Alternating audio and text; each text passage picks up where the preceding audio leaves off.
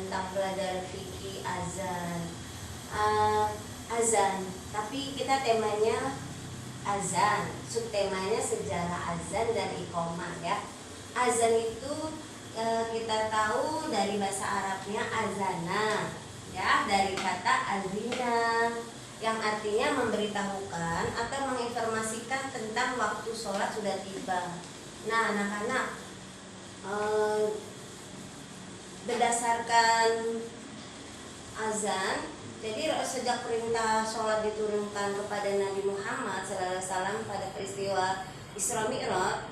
Nah, itu kan pada peristiwa Isra Mi'raj Nabi mendapat perintah sholat untuk sampaikan kepada umatnya, yaitu 5 waktu sholat sehari semalam. Nah, sejak diturunkan itulah Nabi Muhammad mulai berpikir gimana caranya memanggil umat Islam untuk sholat ya. Di tanggal Isra Mi'raj itu ini ya, perintah sholat itu jatuh pada tanggal 27 Rajab tahun 11 Kenabian, 2 tahun sebelum hijrah ke Madinah. Jadi sebelum hijrah ke Madinah sudah dapat perintah sholat 5 waktu ya. Nah, anak-anak, makanya pada zaman sebelum hijrah ini banyak hamba-hamba yang umat muslim yang masuk Islam mengerjakan sholat disiksa sama kaum kafir Quraisy. Nah, itu perintah sholat sudah ada nak, sebelum hijrah sudah ada. Nah ya nih, sholat 5 waktu, waktunya ditentukan oleh Allah. Nah, dalam Al-Quran surat Al-Isra ayat 78. Nah ini ya, artinya dirikanlah sholat sesudah matahari tergelincir. Sesudah matahari tergelincir itu waktunya siang, zuhur dan asar. Nah, di sini juga dilanjutkan, dan dirikanlah sholat pula pada subuh nih. Dirikanlah pula sholat subuh. Sesungguhnya sholat subuh itu disaksikan oleh para malaikat. Nah, jadi perintah sholat ini sudah ada sebelum hijrah ya. Nah, sejak itulah Nabi mulai memikirkan gimana sih caranya memanggil orang-orang untuk sholat. Nah, sebelum azan dimulai, Nabi juga memikirkan caranya gimana ya. Dulu tuh caranya bukan azan seperti sekarang ini ya anak-anak. Nah, dulu Nabi berkumpul lah nih ya. Azan mulai disyariatkan itu pada tahun kedua Hijriah. Sedangkan perintah sholat itu tahun ke-11 kenabian sebelum hijrah ya, sebelum hijrah ke Madinah. Nah, sebelum hijrah ke Madinah sudah diwajibkan sholat, sedangkan azan dimulai disadatkannya tahun kedua hijrah. Kenapa? Nah, disinilah Nabi mulai berpikir bagaimana cara memanggil, memberitahukan masuknya waktu sholat.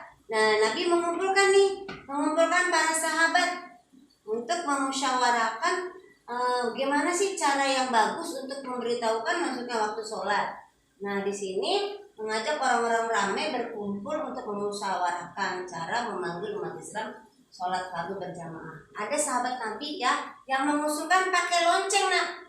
Nih gambar loncengnya ya, bisa dilihat gambar lonceng. Nah, asal lonceng dibunyikan, neng. Nah, Nabi pakai ini aja. Ada yang mengusulkan sahabat Nabi memakai lonceng, tapi Rasulullah menolak ya, jangan, kayaknya nggak bagus. Kayaknya ini mengikuti agama apa ya yang memakai lonceng ya. Nah, ada lagi sahabat yang menganjurkan untuk memanggil orang sholat memakai trompet nak. Nah ini, pakai trompet saja ya Rasulullah. Nah, dengan dibunyikan trompet, umat Islam ayo sholat. Udah dengar trompet. Nabi juga menolak nak usulan sahabat yang mengusulkan memakai trompet. Nah, ada lagi sahabat yang mengusulkan memakai ini, menyalakan api di ketinggian. Nah, pada jam-jam sholat. Nah, misalnya subuh nyalain api. Nah, dengan nyalain api itu orang-orang pada melihat, oh udah waktunya sholat nih dengan adanya nyala api. Kemudian waktu zuhur juga nyalain api, asar nyalain api. Nah ya, semua ini usulan orang sahabat-sahabat ini ditolak oleh Nabi nak. Kemudian Nabi menjawab gini, bagaimana kalau memakai as-sholatul jami'ah? Artinya apa ya Rasulullah? Sholat berjamaah. Nah, akhirnya belum ada keputusan yang final dari pertemuan para sahabat dengan Rasulullah SAW, belum ada keputusan. Ada juga mengusulkan bagaimana kalau pakai bendera Rasulullah, bendera putih kayak dibarin. Nah, bendera putih dikibarin pada waktu-waktu sholat. Nabi juga menolaknya ya. Nah, setelah pertemuan musyawarah antara sahabat dan Rasulullah malam harinya anak-anak. Nah ya, sahabat Rasulullah yang bernama Abdullah bin Zaid nih ya. Abdullah bin Zaid bermimpi. Nah, yuk, bermimpinya dikisahkan oleh dalam hadis nih ya. Hadis tentang asal muasal azan dan iqamah. Hadis ini diriwayatkan oleh Abu Dawud ya. Berkatalah Abdullah bin Zaid di dalam hadis ini ya, ketika cara memanggil kaum muslimin untuk sholat dimusyawarahkan suatu malam, dimusyawarahkan antara Rasulullah dan para sahabat ya. Di sini suatu malam di dalam tidurku aku bermimpi. Siapa yang mimpi? Abdullah bin Zaid yang mimpi ya. Abdullah bin Zaid bermimpi. Mimpinya apa yuk? Nah, mimpinya si Abdullah bin Zaid ini melihat ada seorang sedang menenteng sebuah lonceng. Tengeneng. Aku dekati orang itu dan bertanya kepada orang itu yang membawa lonceng. Begini nanyanya, dengarkan ya. Bapak, penjual lonceng, aku ingin beli loncengnya. Si bapak itu menyambut, kalau boleh bapak tahu untuk apa kamu membeli lonceng saya? Saya ingin membeli lonceng ini bapak untuk memberitahu orang-orang sholat bapak. Sementara Rasulullah dan sahabat-sahabatnya lagi bingung nih memanggil cara sholatnya bagaimana. Nah kebetulan bapak jual lonceng ya. Jadi bagaimana kalau lonceng bapak saya beli untuk memanggil orang sholat ya. Kemudian si bapak itu yang menjual lonceng, bagaimana kalau bapak aku kasih tahu cara memberitahu agar orang-orang sholat, memberitahu kalau waktunya sholat sudah tiba. Mau nggak kamu saya ajarkan? Mau bapak, kata si Abdullah bin Zaid ya. Si penjual lonceng itu bertanya, mau nggak kamu saya ajarkan cara memanggil orang sholat tuh seperti ini, saya ajarin ya. Nah menurut bu guru tuh si penjual lonceng itu adalah malaikat nak yang bertemu dengan Abdullah bin Zaid dalam mimpinya, yang mengajarkan Abdullah bin Zaid mengajarkan azan, itu bagaimana cara memanggil orang sholat.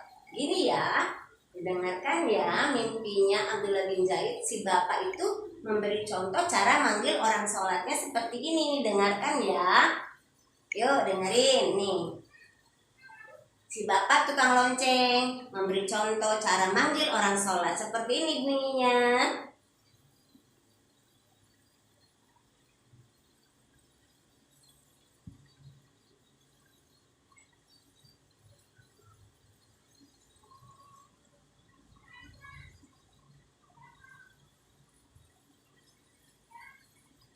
Kita dengarkan ya.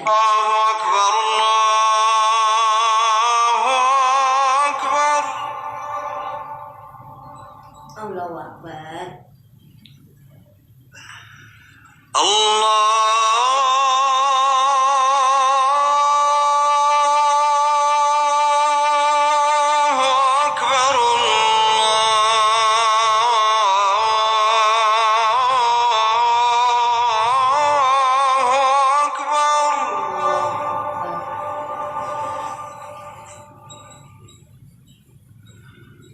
أشهد أن لا إله إلا الله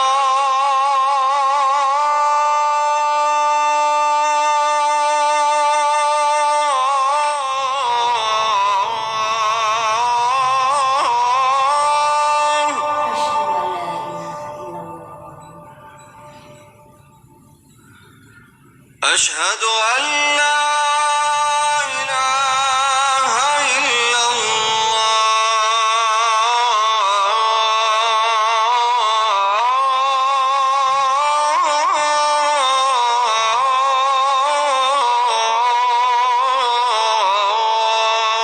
Asyhadu an la ilaha illallah Muhammadur Rasulullah. أشهد أن محمدا رسول الله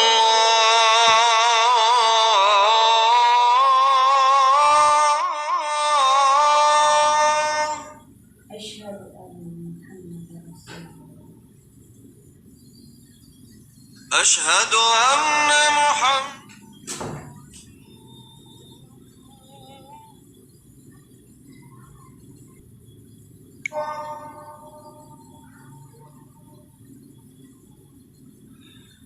أشهد أن محمدا رسول الله.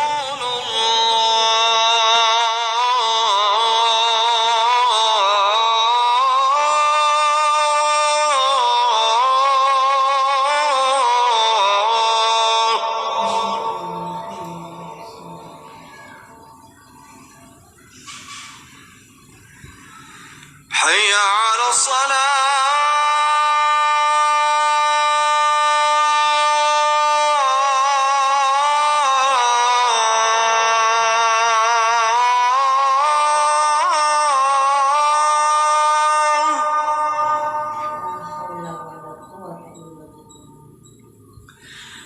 حي على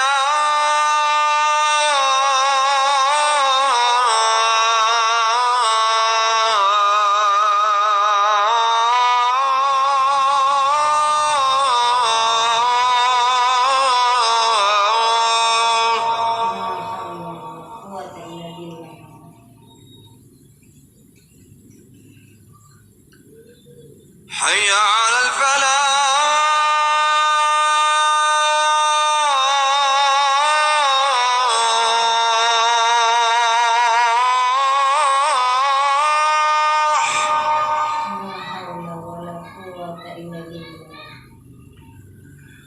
حي على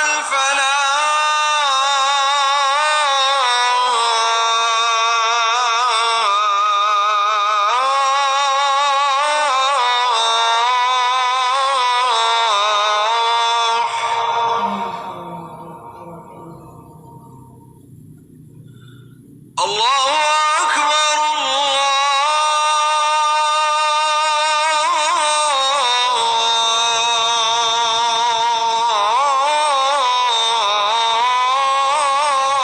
الله أكبر لا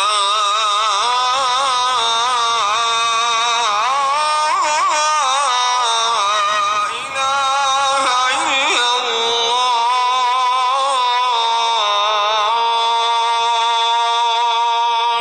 La ilaha illallah ya. Jadi itu yang diajarkan si penjual lonceng, yaitu malaikat dalam mimpinya Abdullah bin Zaid mengajarkan cara memanggil orang sholat tuh seperti itu. Nah, dan diajarkan juga lafal iqamahnya ya.